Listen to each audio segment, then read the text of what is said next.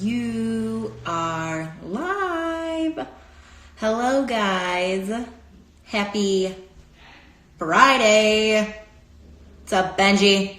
Yes, Fran, I see you and I hear you. Dawn, welcome on in. Dawn, you won't be disappointed with all these comments tonight, I promise you.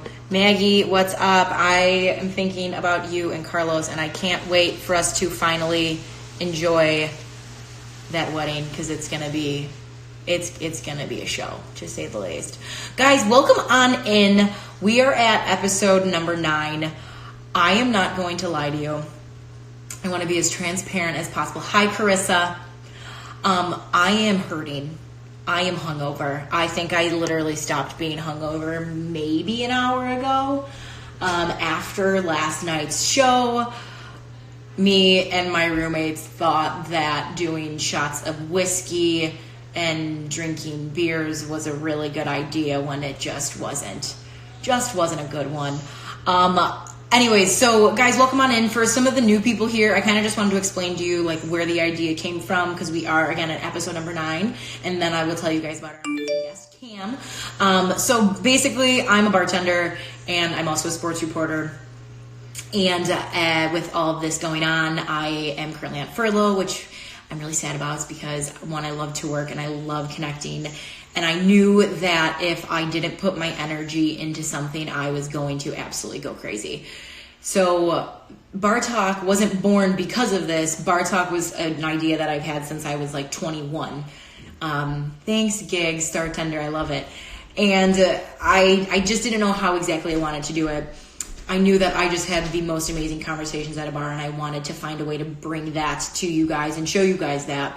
And, this was God's way of saying, like, hey, do it now, okay? So, like, time to do it, boo. So that was how it came about. But let me tell you guys about our guest, Cam. I am just waiting for him to get requested on. Oh, but first, I have a water. I'll still drink it, but I am drinking with you guys tonight, okay? So I'm drinking the bottle of wine I opened up the other night, the Cote Giron. So ladies and gentlemen, please let me know what it is that you're drinking right now. I would love to know. Or if you're drinking water because maybe you drank too much yesterday, okay? Cheers. All right. What's up, Julia? Hi, Taylor. When you only have a limited supplies, it's easy.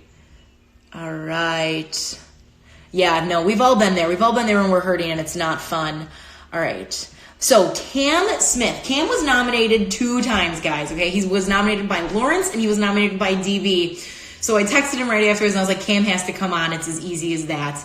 And Cam is an Emmy-nominated sports broadcaster and TV host. He does a lot of freelance work with Watch Stadium, MSG Network, Overtime, and then Chicago Comcast Channel. And we connected a few years ago. I couldn't really think. I think it might have been 3 or something. And we're going to have Cam on, and I'm so excited. So I'm going to go ahead and have him join. Again, it's still taking me some time, but I'm finally figuring it out. So he is loading up. Need to sing you some Wisconsin beer. Yes, Rachel. What's up? What up, Jenna? Oh, just I'm feeling better than I was this morning. Really? Oh, I was hung over as hell. Word. Dude, I went too hard last night, like completely not expected, but it just happened. I mean, no shame in that. Obviously, I'm not trying to make a joke here, but I mean, we don't have to work tomorrow, so it's like one of those things. You don't have to be up early. Yeah. So, hey, ain't no shame. Yeah, no, I guess so. Okay, so tell me, what are you drinking? I have some Casamigos Reposados. So, ooh, delicious. Listen, this is a mini bottle, and I have a story about Casamigos. So this is a mini bottle because I hit up Benny's over in Berwyn, where I stay with my family, and I walk in, and they have this variety pack of Casamigos. Cool. So it was like $55 or something like that. It was pretty, it caught me by surprise. So I'm like, oh, yeah, man, this is pretty good. So obviously you have the Blanco here. Clearly the Reposado will be in this spot, but I have it outside the package. Yeah. And then you have the Anejo here and the Joven here. So nice variety pack. And just some context on why I'm like huge on Casamigos is weird as hell because 2 years ago, my wife and I were over at a friend's housewarming, right? So it's summertime. Obviously, for us now, we can't really bounce back how we used to when we were younger. Not to say that we're like in our 80s or anything like that, but still, it's a clear difference from when you're 22 when you go out drinking and waking up the next day to when you're in your mid 30s. So we were like, okay, bet. We need a drink that is going to allow us to, one, have a good time and be able to drink it the entire night, but then also we can be active and function the next day. Right. So we're over at our friend's house. He introduces us to the Blanco, Casamigos Blanco right here. Good, you know what? And while I'm like promoting them right now, I need to get a deal. Like somebody tag Casamigos in here. Hashtag no free advertisements. Right? Yeah. Facts. Like I'm like an unofficial spokesperson for them because George Clooney actually is in with this company and has like a huge stake in it or whatever. So the story is he started it and he would make tequila and just give it to his friends, and his friends were like, no, dude, this is like really good. You need to sell this. So he did it, started it, but he's no longer a part of it. But his name is still associated with it because it obviously as big as it is. But I swear that was like the first tequila I ever had, which now I can't go back because everything just sucks. Exactly. And that's how it was for us. And I was never a big tequila drinker until I had Casamigos. So, I mean, long story short, we ended up drinking Casamigos the entire housewarming into the night, wake up the next day, and we were able to be functional. So that was like, all right, bet, I'm sold, I'm good. I don't like have obviously a hangover. We're good to kind of do whatever and be an adult and do errands of what we do and on weekends and Saturday mornings. So I was sold. So that's what's in my cup. All right. So cheers, guys. Everyone, cheers. Glasses, whatever you're drinking. Cheers. Ah, lovely. But I said, I had to take a drink of this earlier to make sure that I wasn't gonna puke, to be like all very honest. Because I was like, oh my God, I don't know if I can do this. But I was like, ooh, that went down really good. That's like more of a problem.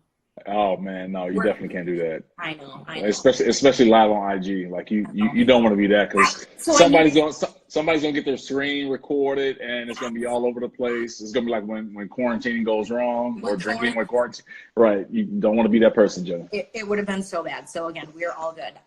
First off, I am so excited to have you on. Everyone was asking in the comments when because Lawrence was in the one night. He said you, and then it was DB who's watching, and he said you, and everyone's like, who is Cam? We need to know who Cam is. So I was like, okay, I had to get you on.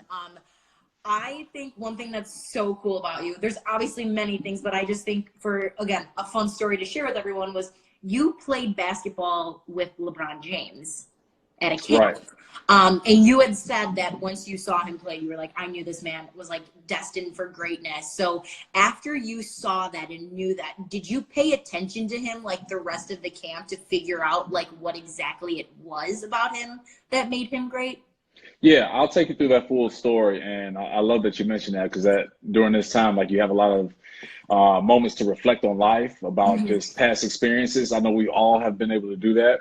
Right. So before I get into that story, definitely shout out to Lawrence Holmes and my man DB, like they're a family. Thank you for recommending me. And for the people that were asking, like, who's Cam? Who's Cam? Well, here I am. Yes. And hopefully you enjoy this bar talk with me and Jenna.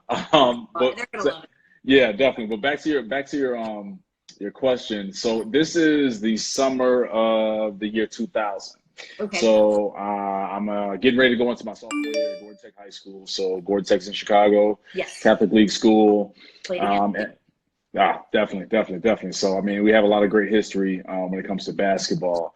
So 5-star basketball camp at the time was one of the more highly profiled camps during that era. So I want to sound like an old head. I'm gonna date myself, but during that time in the early 2000s, there were only a few camps that you went to. You either went to the Nike All-American camp, if you were just that great. You either went to the Adidas ABCD camp, or you went to the 5-star basketball camp in Pittsburgh, Pennsylvania. So those were the 3 camps. So if you really weren't a really good player, then you weren't getting invited to those camps. Right. So it's my first year at the camp. Now, mind you, my older brother had played at the camp, had the great won MVP awards, all of that stuff made the All-Star team. So now it was my turn to go. So summer of 2000, I go with maybe about 8 of my teammates. My head coach at the time, Scott Bogomil, had been a longtime camp counselor at 5-Star. So what they do at the camp is you basically get there day one, later on that morning or whatever, whenever your flight lands, later on that afternoon or early evening, you basically play pickup with your age group. So as you're playing pickup, you have counselors and some coaches, and I'll put the quotation marks on coaches because they were at the time college players. So they will be your coach for the week. Okay. So they're watching you play, you make a good play, and then they'll kind of have you shout out your name because they will have a draft later on that night. Right. So they want to put your name in their memory bank. So bam, fast forward, we do the pickup, we play, all of that. The next morning is when you're assigned to your team, right? Okay. So you get with your team, you're introducing yourself to everybody, you're going through drills with your team. So mind you, I'm from Chicago, and Chicagoans carry ourselves with a different swagger, like a different confidence. Yes, so I'm like, do, look, especially basketball. Oh yeah, 100%. Yeah. So I'm like, look, I'm from Chicago, I'm playing point guard. For one, nobody's going to be starting at point guard. Like, that's my spot. I got that, right? Yeah. So I'm like, okay, we're going to be straight. We're going to be pretty good for the week.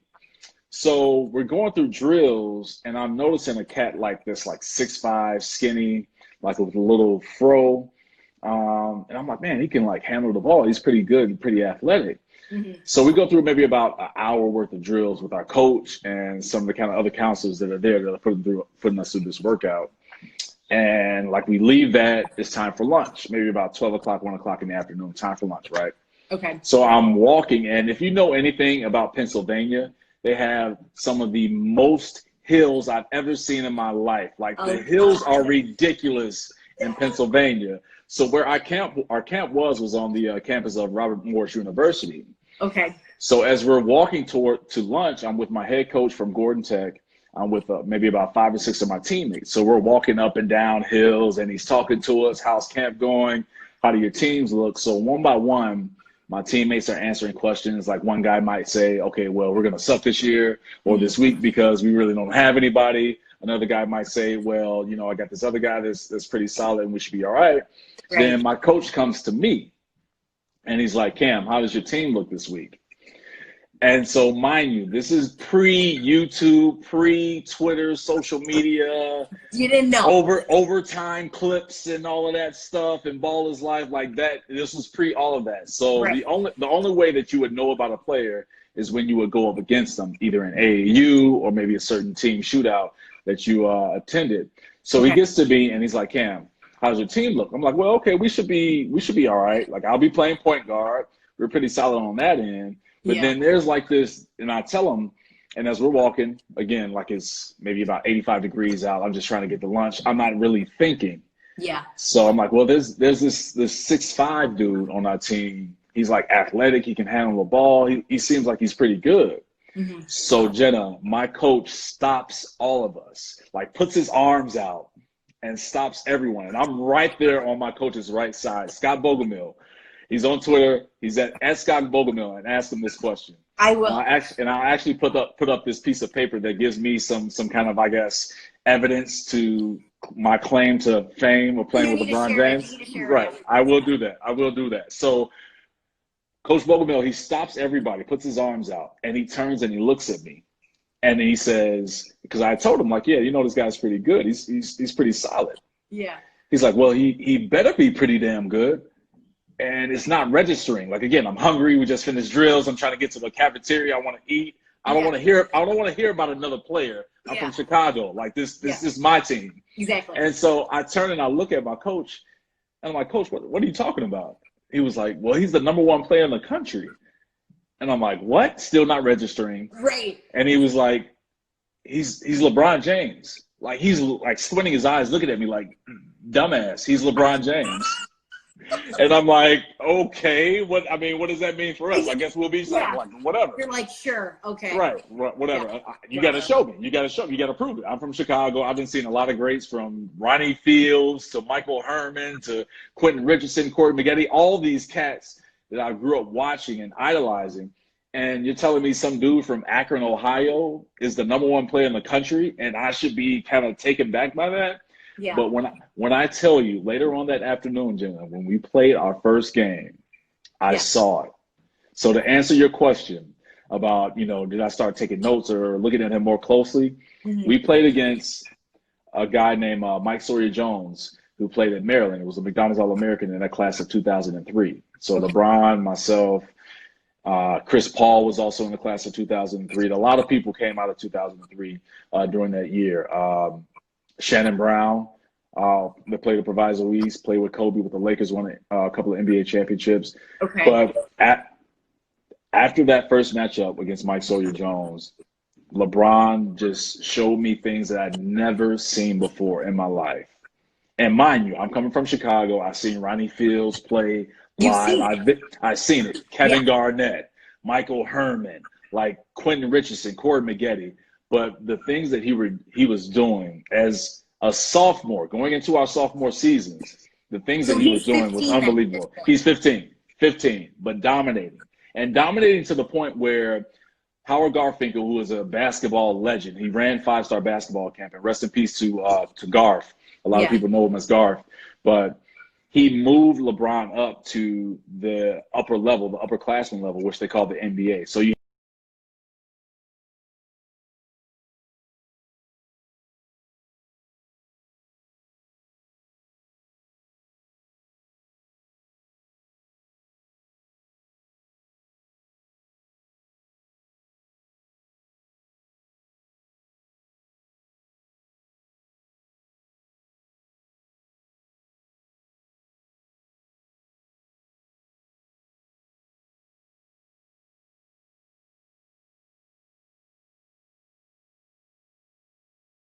NBA. So you had the NBA and you had the collegiate level. Those are like the two levels that you had. So freshmen and sophomores played on the college level, juniors, seniors played in the NBA. So Garth moves LeBron up, moves him up, and LeBron's throughout the week playing on the college and the NBA level. And he's the first player to ever be awarded an all-star game selection in the camp's history since Michael Jordan. Wow. So those are things. Saying something. It's saying something, right? Yeah. And it's funny because throughout the week, like me and LeBron just kind of took up for that week. Again, I'm not saying that I can hit LeBron up on my phone and like bring him into the FaceTime, which would be dope if I could. That would be insane. Yeah. But the thing is though, what he was able to do and just how he was super goofy, super cool. And just like one story, like we're walking into one of the gyms and they have like this wall of fame in the gym. And they have like current clippings of USA Today, All-Americans, this, that, and the third. And so we're walking into the gym before our game, and he's like, "Yo, Cam, I'm on the backside wall of this USA Today All-American second team list." I'm like, "Yeah, whatever, man, whatever." Like, joking around with him, like, yeah, whatever. So we walk around the backside wall. He goes up to the USA Today page that was clipped out and pasted on the wall, and he was like, "Yep, LeBron James, 6'5", Akron, Ohio." And I just look at him like, push him, like, man, get out of here, man. Like, yeah, I know you're good. Like, yeah, you don't have to kind of keep playing this role like, well, you got to prove yourself. So that's my LeBron James story. That is crazy. Was there anything about his game, like obviously his game has evolved, but is there anything from then to now that you see is like still the same? Yeah, I mean, it's just his love for the game and just who he is as a person. And that's my thing too.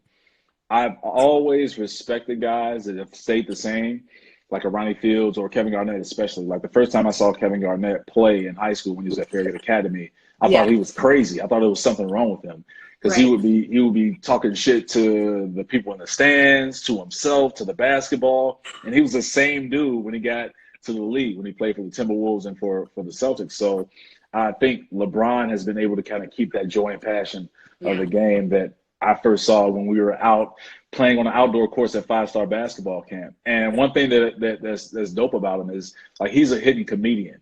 Yeah. Like if he wanted to go into comedy, he could.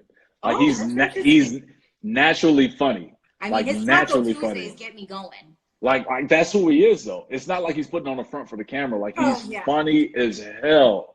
Like just little things. Like we would be during that week, like we would be in the stands or whatever, and a kid would walk by. And, no shade to this kid, but like, he wouldn't have on like the latest Nikes or whatever. Yes. And LeBron will like get super excited, like, "Oh, look, my man has on the latest Jordans." And you'll turn and look and it'll be like some kind of bummy sneakers. It'll be like, "Man, get out of here. Like, what are you doing?" Like, it's just little things like that. It's naturally funny and just just super just creative with his thoughts and just facial expressions. Like he was Yeah. even doing that back then when he was 15 years old. So I mean, that's one thing off the court that stayed with him, and then obviously on the court, just his greatness. Yeah. So I'm looking at some of the comments, and someone said, my cousin Mallory said, I can dunk on LeBron. So Stop it. I would love to know, whoever is watching, if you legitimately think that you could, one, like, do you think LeBron would even let you get a shot up? And I'd love to know who you are, because like it's not going to happen. But if you think it, I want to know. Well, DB. Right. Dunk on him. Definitely. But no, I mean, this is the thing though. Like, it's so funny when you look at professional athletes on television, be it the NBA, NFL, Major League Baseball. But it's one thing to see them on TV. It's another thing to see them in person and to see them playing ball or playing football or playing baseball. Like, these guys are physical specimens. Oh my God. So if you see LeBron James in person, like, he's massive. I was gonna like say he's a brick shit house. Yeah, like, seriously. Like, he is a guy that you do not want any parts of, especially if you're trying to dunk on him, like your cousin said. So I mean, I appreciate the heart, Mal. I appreciate the heart, but you're not getting that off. You're not getting that off. She said, I'm 5'4", but I could still do it. I mean, I love her determination, but I just don't know if that's a legitimate thing. But hey, Right. Who knows? Hey, yeah, who knows? Who knows? Okay, so what has been a lesson that you've learned in sports that you still think applies to your everyday life, and maybe more specifically during kind of this like crazy time that we're in? Because, you know, being an athlete, like, even though you don't play anymore, like, you're never not an athlete, I think. Mm-hmm. And I just think the beauty of that is, like, you still have that athletic mindset, and it's just always a part of you. So I'm curious to know if anything you've done as an athlete has maybe helped you during all of this time. Yeah, two things. One thing is the perseverance that I've kept with me from my athletic experience or my athletic career, but also my competitive nature. Like, those are the things that have kept me fueled and just motivated to, you know, achieve some of the things that I set my mind out to when I first got into broadcasting. So you have to really, of course, like, confidence and work ethic, like, all of that, those are givens with whatever you do if you want to be good at anything, right? So I've been able to kind of keep that and rely on those experiences playing basketball and having adversity and having challenges, knowing that, hey, if I can be cursed out by my coach right in front of my face and really have to respond the next play or the next drill and really pick my energy level up when it comes to playing ball or scoring a basket or whatever it is, then I can deal with being criticized on Twitter or, you know, social media, whatever it is, right? Because I've been down that road before. So, and at the end of the day, I'm going to be my harshest critic out of anyone, right? So you have to have that thick skin to be to just be able to persevere and just make sure that you're challenging yourself and you really want the best for yourself. Like, I mean, you have to be competitive, and not to say that you're really kind of gunning for somebody's spot, but it's that healthy competition. Like, I'll always have people that I've looked up to in terms of admiration, like a cat like Scoop Jackson or Stephen Bardo. And Scoop Jackson is legendary in terms of what he did with Slam Magazine, with ESPN, what he's doing now with Undefeated, but also Stephen Bardo from his playing career with the Flying Illini, what he does now, what he did before with ESPN, what he does now for the Big Ten Network. Like, those are my healthy competitors because, one, they're mentors, but then also I see myself trying to get to some heights that they've achieved. Not to say that I can get to and do everything that they've done, but I think that some things that they've accomplished, I see it in myself because they tell me to. And so those are the things that keep me fueled, and some of the things that translate from playing basketball to my career in sports broadcasting. Yeah. When you finally get to cover a game again, how do you think your approach will be different? Ooh, I think I'm always appreciative of, you know, my platform and what I have and just the access that I have. But I think there's going to be a bigger appreciation for that. Right. Because I'll realize for myself, along with so many others that have been either fired or laid off, or their work has been suspended or canceled, your livelihood stops in an instant. Like at the snap of a finger, it's all over, right? So for myself, it's gaining more of an appreciation to cover a game or to spend time with athletes and to make sure that I'm really valuing what this moment in time is about, right? Because it could be going so quickly. So that'll be something that I'll definitely take with me, especially that first hosting gig. Yeah. If it's an appearance on MSG's MSG 150 final out in New York, or if I'm on Stadium in Chicago during Inside the Association with Sean Charania. Those are things that I'm going to take personally, like, yo, this could be going soon. So let me make sure, one, I'm getting my post out like I always do in my IG stories and taking pictures, but also really absorbing that moment and that environment because it could be going so quickly. Yeah, for sure. Okay, we are going to go into rapid fire questions. Okay. So everyone, really quick, take a drink. Cheers, cheers. Cheers, cheers, cheers. Yes, I love my grit hat. Okay.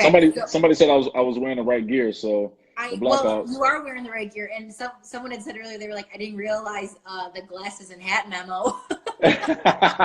Look, that's great minds thinking alike. That's what it is. Seriously, great minds think alike. Okay, so rapid fire question. First thing that comes to your mind, you can't hesitate. Okay. Okay. Woo. Okay. All right. Would you rather be the oldest sibling or the youngest? Youngest. Okay. If you could travel back in time, what period would you go to?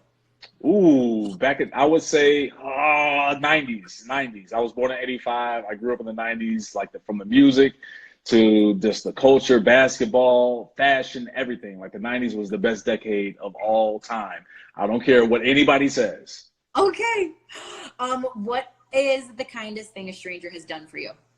Ooh. Wow.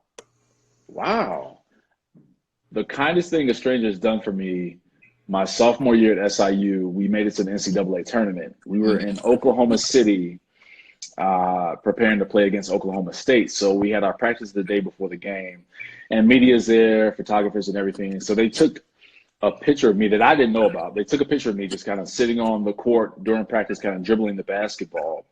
And a fan from Carbondale, Illinois, actually mailed that picture, clipped out the newspaper picture that was in the I don't know if it's the Oklahoman. Excuse me if I'm misspeaking on the name of the newspaper in Oklahoma. Whatever their newspaper was. Right, whatever their newspaper was, they clipped out that photo and they mailed it to the athletic department at SIU. And my head coach gave it to me. It was a nice little note. I'm so sorry that I'm blanking on the lady's name that sent it to me, but that was the kindest gesture that I've ever gotten from a stranger that I can think of right now since they're doing rapid fire. Okay. But I'd never met her before in my life, and I got that, and it was heartwarming because we know that pictures are just capsules in time that we always look back on and bring so many different memories. So the kind of cooler thing about that too was my brother surprised me and got that picture blown up and put it in a frame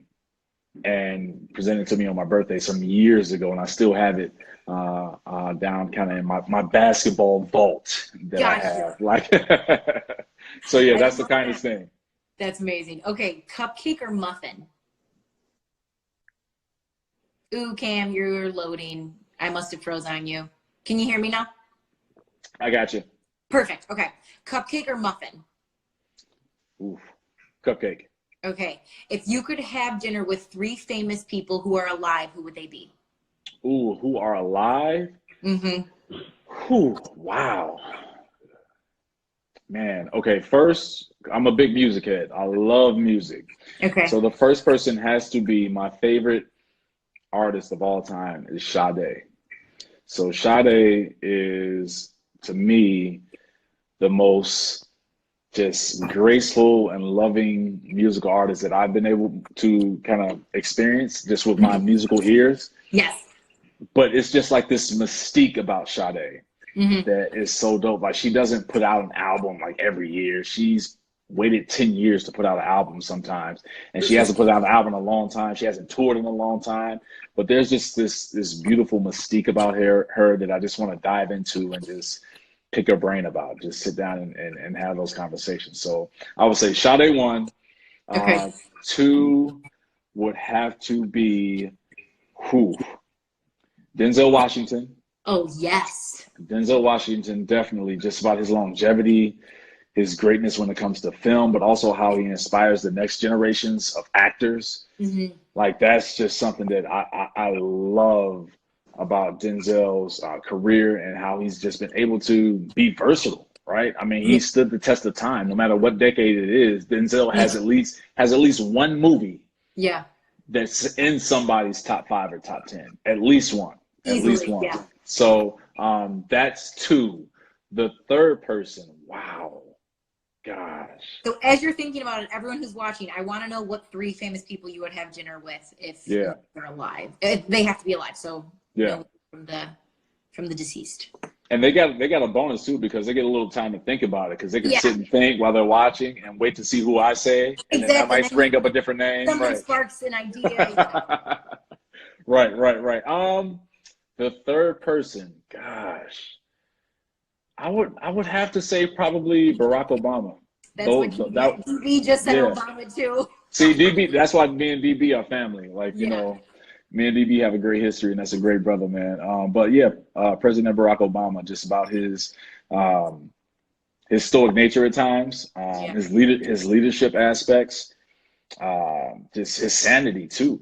I mean, you're thinking about being the president of the free world of the United States and how he's able to do that, and one being the first Black president in history. Like, so those are things that I would love to sit down and just kind of talk to them about. And I know when we finish this live, you're gonna think of more. I'm gonna think about like 10 people. Like, oh man, like why didn't I say this? And probably put it on my IG story. Like, here's my backup plan if I can't schedule Obama or Denzel or Sade for those dinners.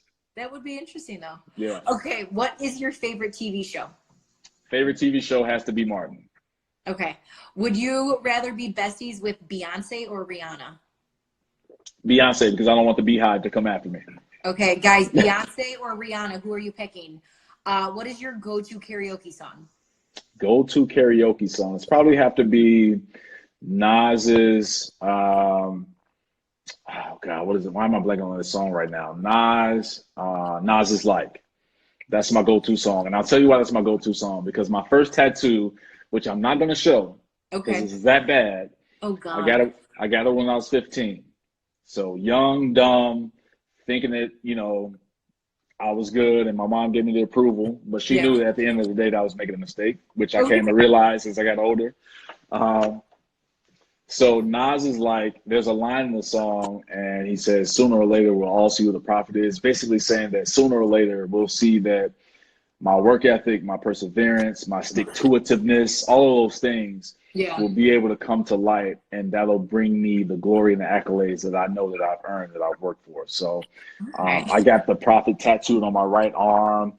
I thought I was tough. Like, I just got a tattoo. Right. But then other tattoos started to evolve, and the details and all of that stuff. And I'm looking at my right arm, like, man, I got to get this covered up at some point. So I probably will at some point. Yes. But yeah, that'll be my go-to karaoke song is Nas is Like. Love it. Okay, what is the best piece of advice that someone is giving you? Wow, best piece of advice is from my mentor, and I mentioned him earlier, with Scoop Jackson. Mm-hmm. So Scoop Jackson, I actually reached out to him. This was years ago, like early on in my career, and I've been in sports broadcasting for 12 years. Mm-hmm. But I reached out to him because I was frustrated. Like, why am I not being, thought about as being one of the main commentators or getting certain jobs, this, that, and the third. And so on the phone, I'm like pouring my heart out to Scoop. And again, Scoop is like what we call, and Lawrence, you had Lawrence on your show, we call Scoop is like our Yoda for any Star Wars fans out there. Scoop is like our Yoda, right? Because he's so knowledgeable. He's been there, done that. He's achieved so much.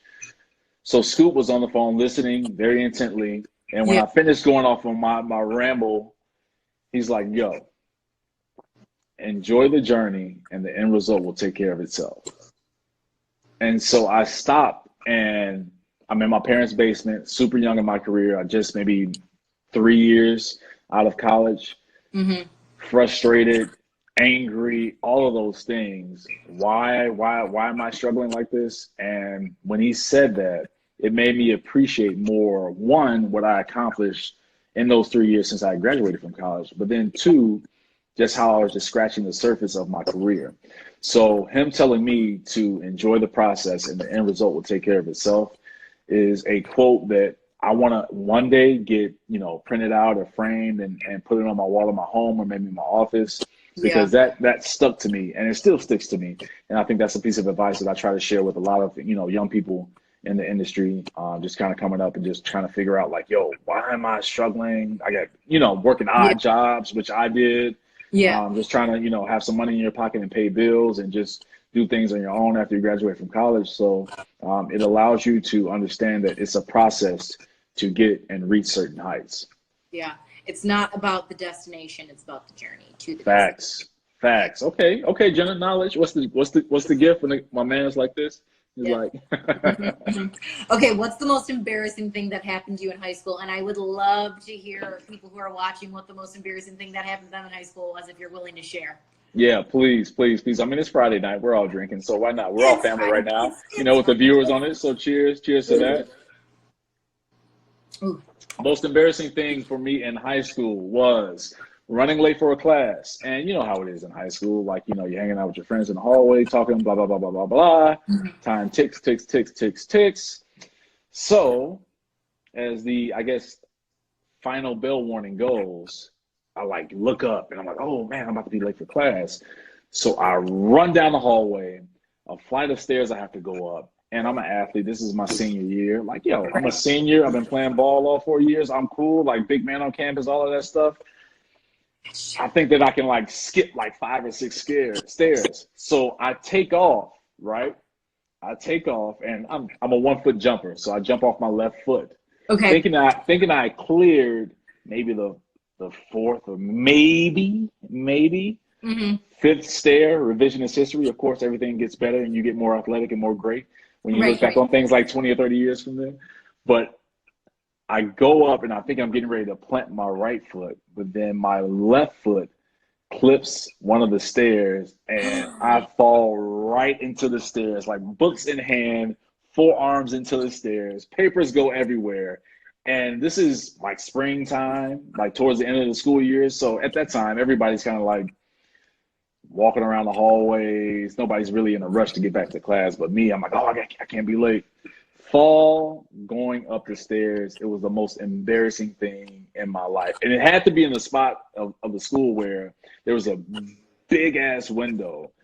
And again, it's late spring. School's getting ready to be out. And of course, during that time, the sun is out, it's warmer out, all those things. Sunlight is coming into that window and I fall and trip up the stairs right there where everybody can see, right by the main hallway and the main office. So I was like, most embarrassing thing.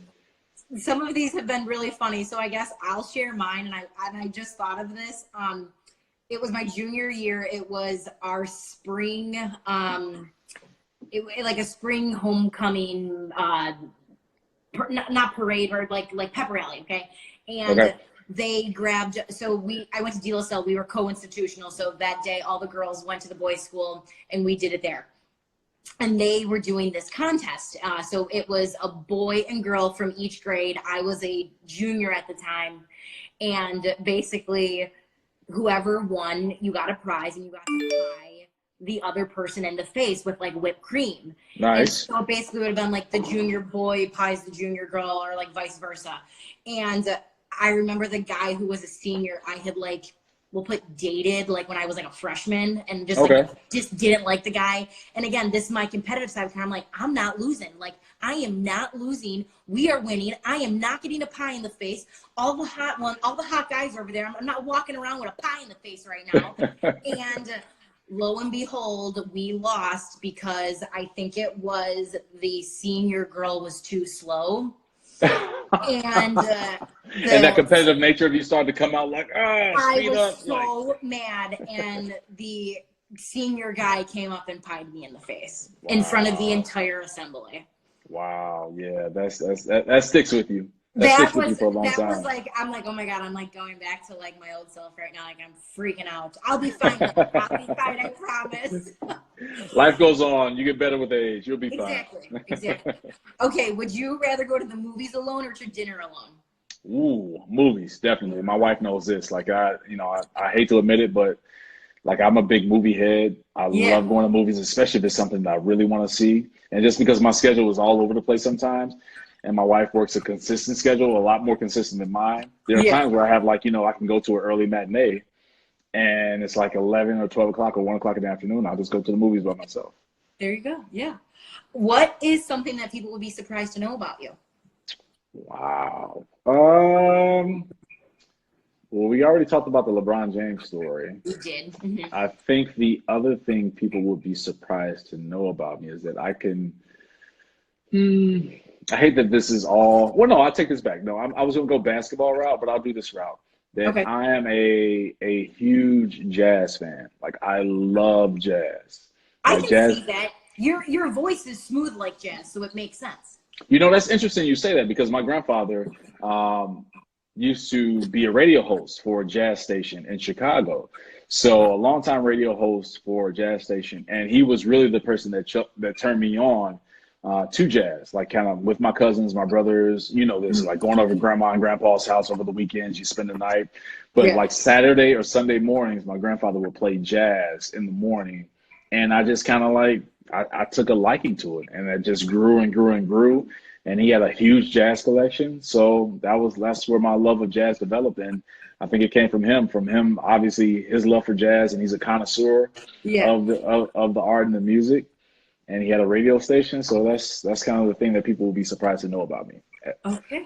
All right. If you had a superpower, what would it be? Ooh, wow.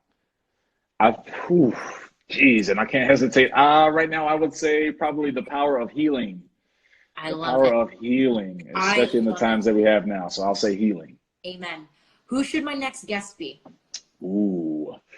Next guest. You had Lawrence, who was great. You had Leroyce. You've had DB. All phenomenal guests, and I have Yeah. personal relationships with all three of those guys. I would say I have to just name one person, or You can I can kind name of? more. You can name more. I will throw out three. How about this? Okay. I'll throw out three, Okay. and I can make that connection with you because we're family. So I'll do Yes. that. Of course. I would say one, Brooke Weisbrod. Love Brooke. I would say Brooke. She's definitely great. Mm-hmm. Monica McNutt I don't think I is know a. who Monica is. I will make that connection with you. Monica does the show with me in New York for MSG Networks, the MSG 150 final. But she's a studio analyst and color commentator for ESPN, for the ACC network. She's from DC, the DC area, so she played basketball at Georgetown around the 2010-2011 season or era. Yeah. But super great, love her personality. Monica will be phenomenal Okay. for Bar Talk. But then I'll also say, whew, gosh, I know a lot. I try to surround myself with people that inspire me, that make me better, on top of having great relationships with them. I would say Justin Johnson, who runs Kicks for the City in Chicago. I've known Justin for close to 20 years now. So we both attended Southern Illinois University together. Okay. And actually, Justin's older cousin and I played basketball for SIU back in the day. But he runs a non-for-profit Kicks for the City, excuse me. I'm on the committee for that, and it's just a great time where people make sure that they're donating gently used or new shoes to people in need. Mm-hmm. So it's been something that's been going on for, I would say, close to 10 years now. Okay. But he's a person that I'm always inspired by, that I'm impressed with, just his philanthropy aspect and just how big his heart is. So Yeah. those will be the three. So Brooke, Monica, Justin, no order. Okay. But those will be the three. You can't go wrong with any three of those. Okay. All right. Fantastic. And then when all of this is finally done, what is going to be the first thing you do? When all of this is finally done, I probably will go to a basketball court and just shoot some shots. Like I'll probably do that. Like Yeah. go to a gym and put my headphones in and just kind of zone out and just get back to one of my biggest loves of my life, and that's playing basketball. Of course, like for me, being married and having a 3-year-old son, like, spending time with him or going out for a walk, that's a given. We're going to do that. Right. We'll probably do that tomorrow. But I think selfishly for myself, just to kind of Yeah. do um, solely is just to kind of go out and shoot basketball, just get some shots up. I love it. Yep. I love it. Okay, Cam, thank you times 1,000 for coming on. I like to end every episode that we do with a toast. So Okay. raise your glass. Everyone who's watching, please raise your glass for me. And we're going to end it with an Irish blessing. And it says, may your blessings outnumber the shamrocks that grow, and may trouble avoid you everywhere you go. Love Cheers. it. Cheers. Cheers. All right. All right, Cam, thank you again. We will talk so soon, and I can't wait to finally see you in person. Just once all this is over, it's like, I'm so grateful right now for Yeah. technology that we're able to connect and like stay Yeah. in touch with people. But it is really that like human connection that I just didn't realize that we as human beings just like Yeah. love and crave. Yeah. Being so creative during these moments. And thank you for everybody that joined the live feed on Bar Talk with Jenna. And I have to say this to you, Jenna. You are phenomenal at what you do. I see great things in your future. Your work ethic, just how you stay the course, you'll get to where you want to go. So I'll give the praying hands to you, and I'll leave you with the scoop quote is just, enjoy the journey, and the end result will take care of itself. You're on your way. I appreciate it. Thank you so much. I had a great time. Thank you. Awesome. Okay. All right. I'm going to let you go, guys. We're going to wrap up here, but thank you so much, Cam, and we'll talk soon. Okay. All right. Be good. All right. Bye. All right, guys. I love Cam. Oh, he's so full of wisdom and he's just so fantastic. Guys, thank you again for another great episode. I think that, again, I'm reading the comments. I am really trying to pay attention to them as much as possible. I want to find flagship Jewel Sheila. And because this city is so small, we need to find Sheila. Okay, so I'm making all of you guys work. I'm going to try and figure it out too, but we're going to find flagship Jewel Sheila. Okay, all right, so really quick, kind of before I let you guys go, thank you again for tuning in and kind of enjoying this ride with me. I hope that this brings you a sense of normalcy or something to look forward to every day. I know it does for me. I definitely want to have Mo on here. For those of you who don't know who Mo is my regular on Thursday nights at Shinix. He is a little 80-year-old Italian man, retired cop, and he always makes me food, like homemade pizzas, like makes the dough from scratch, homemade bread, you name it, he does it. He's the best, one-of-a-kind human being. I'm thinking of him right now during this, checking in on him. Just, I can't wait to finally see him and serve him a Corona. But, so tomorrow we have Brian Luce on. Guys, it is going to be a riot. I have the funniest story to share with you guys about Brian that involves livestock. And that's all I'm going to say. Okay. I think you're really going to enjoy. Again, I have Sunday's guests lined up. I have all of our guests lined up until Wednesday right now. Monday is hands down going to be a very unique one. And I'm not going to tell you guys until Sunday night, okay? So you have to keep watching in. You have to keep tuning in. But I cannot wait. You guys have a lovely rest of your evening. And I will see you tomorrow. Happy Friday. And go ahead and drink, okay? All right. Bye, guys.